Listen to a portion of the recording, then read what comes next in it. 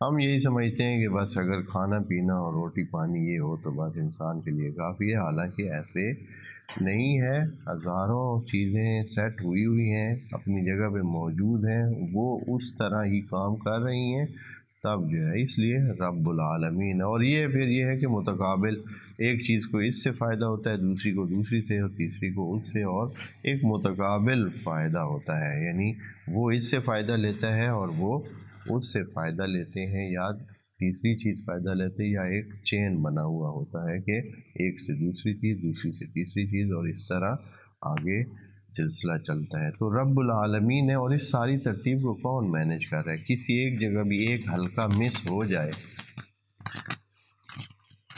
ایک حلقہ بھی اگر مس ہو جائے تو پھر کیا ہوگا؟ یہ ایسے ہی ہے جیسے کہ آپ کے موٹر سائیکل کے چین میں ایک بند جو ہے کیا ہو جائے، مس ہو جائے، پھر کیا ہوگا؟ یا اس میں کوئی خرابی آ جائے، اس میں کوئی پتھر پھنس جائے، تو پھر کیا ہوگا؟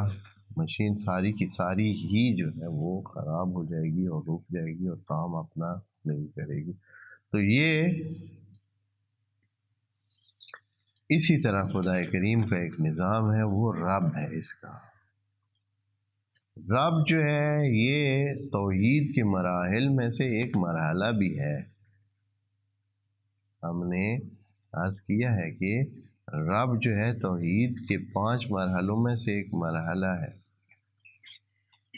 اس کے بعد اگلا مرحلہ جو ہے وہ الوہیت کا ہے، اس سے پہلے رب کا درجہ آتا ہے۔ رب کو کسی کو مانیں گے تو پھر الہ مانتے ہیں، یعنی انسانوں میں یہ خصلت ہے کہ جو ان کا پروردگار ہوتا ہے، جو ان کی نعمتوں فراہم کرنے والا ہوتا ہے، جو ان کو پالنے پوسنے والا ہوتا ہے، وہ اس کا کیا کرتے ہیں؟ احترام کرتے ہیں۔ اور احترام کا جو اعلیٰ ترین درجہ ہے وہ کیا ہے؟ عبادت ہے۔